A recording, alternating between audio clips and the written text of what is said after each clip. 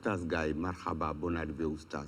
C'est toujours la même thématique, purification spirituelle.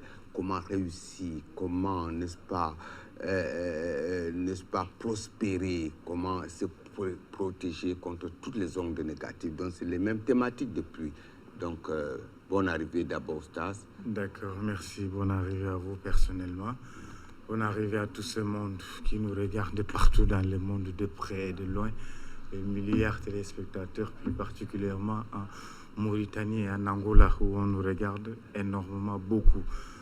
La purification, comme on dit, une fois n'est pas coutume.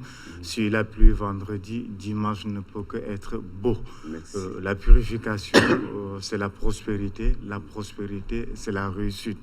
Et si on a la réussite, ça veut dire qu'on est en train d'avancer. Si on avance dans la vie, ça veut dire aussi que c'est prometteur.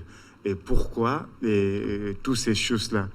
On a fait des bonnes choses et des mauvaises choses aussi. Dans la vie, il y a du bon et du mauvais.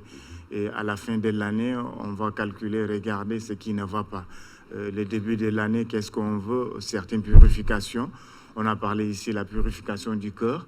Après, maintenant, c'est la purification du corps même, le corps physique qu'on nourrit avec la nourriture et de l'eau tous les jours, et on oublie l'âme. On doit aussi purifier l'âme, on doit aussi purifier l'esprit. La purification, c'est énorme, c'est beaucoup. Il y a beaucoup de manières.